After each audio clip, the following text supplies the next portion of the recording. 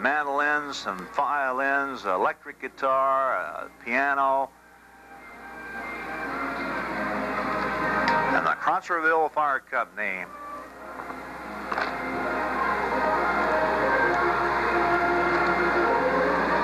Crotsville Volunteer Company Fire Company Band, the Crotsville Volunteer Fire Company truck. There you see the band.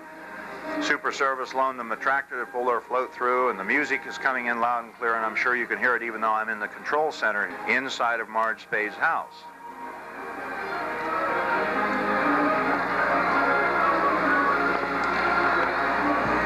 Now we have the Bicentennial Committee float, and I can tell you something about this float as it will, now we see the Crotsville Fire Company Band coming into view.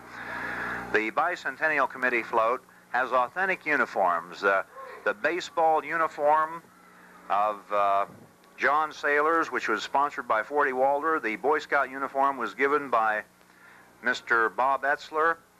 The POS of A regalia belongs to the Historical Society. The Citizens Band uniform is in the Historical Society archives, and Jim Geiswhite, who is dressed as a International Order of Oddfellows, belongs to our society. And we could tell you much more about that. But right now we saw the United Methodist float, a very lovely float with a Liberty Bell in white paper, a red cross. Now we see the Kaufman's Butcher Shop, which is now just passed out of view. Russell Kaufman, of course, his son, Russell Kaufman Jr., is in our studio here. He is our chief engineer and is helping us with his color monitor and with his expertise in getting this elaborate equipment set up and adjusted. In the background, you see the Pottsgrove Fire Company, which will be the 35th division in this parade.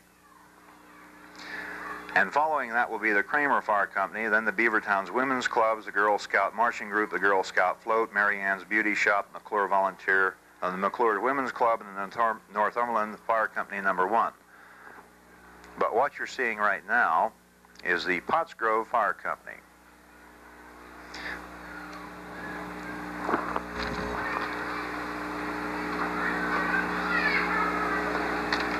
I'm sorry, that was the Kramer. That is the Kramer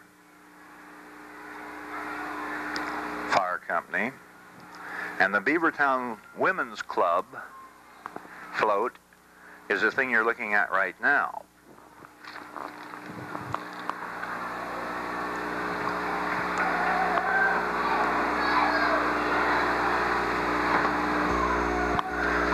Tractor pulling the Beavertown Women's Club float, and there's a big Liberty Bell on there. It's made out of paper mache. I remember when Frona Walder made that last year to put in an exhibit at the Beaver Fair. But that represents an old-fashioned schoolhouse, as you can see. The old pot-bellied stove, the school desks, the teacher sitting up there, which is Margie King, and her students. A very lovely old schoolhouse afloat by the Beavertown Women's Club. The Girl Scout Marching Unit, actually they're not marching but riding, but the Girl Scouts are both riding and marching. Now the Beavertown Junior Girl Scout Troop 1105 is being pulled. You still see the Home and School Club float in the monitor. And free education is the thing that we resisted here in Beaver Township for so long. There you see the Beavertown Junior Scouts 1105, and here's the marching unit, the Beavertown Girl Scouts marching unit, dressed in their old-fashioned garb. And one of these uniforms being worn by the girls, which we didn't see unfortunately, was a very old uniform supplied from back in 1930. What you see there is Mary Ann's Beauty Shop, and that is the McClure Women's Club float coming into view now. A beautiful red, white, and blue float. 200 years McClure's Women's Club. Again, it's a big birthday cake with candles on top and two lovely models riding the float. The Northumberland Fire Company number 1 is in the background there in front of Davis Drugs.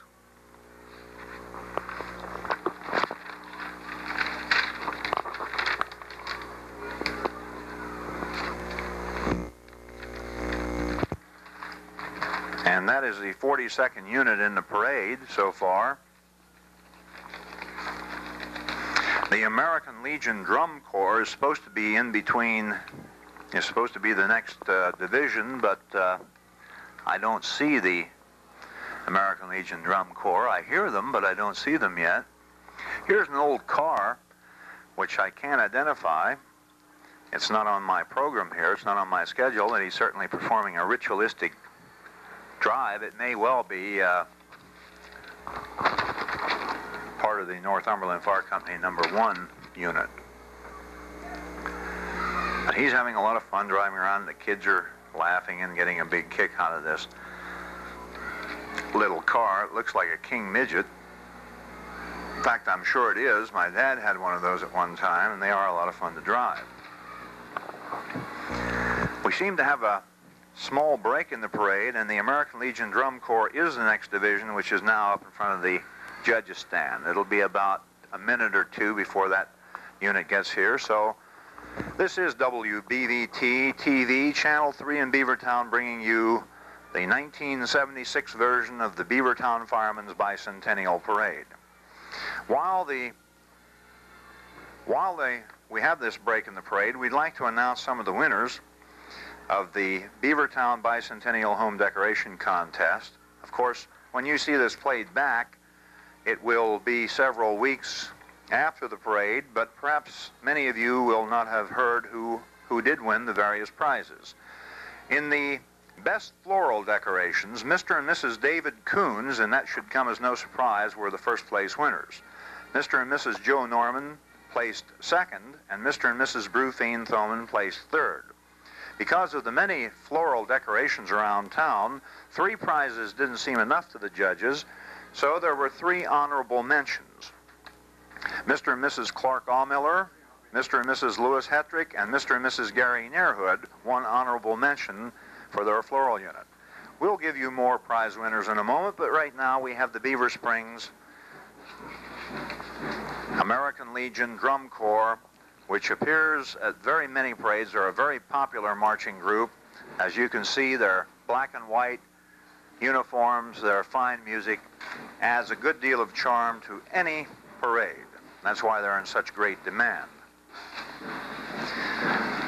You'll be hearing the music, even though we're inside in the control center, you can very easily hear the American Legion Drum Corps marching by outside now. The Charles T. Saylor float is right behind the Corps, the red truck there. Charles T. Saylor, 1907 and 1976, and they're displaying some of the various shirts that are being made, and they're also throwing freebies out. Right behind them, we have the Dairy Queen float. Milk, it's a natural, and the Sun Area Dairy Princess is riding that float. Right behind the Dairy Queen float, we have the Beavertown Rescue Hose Auxiliary float.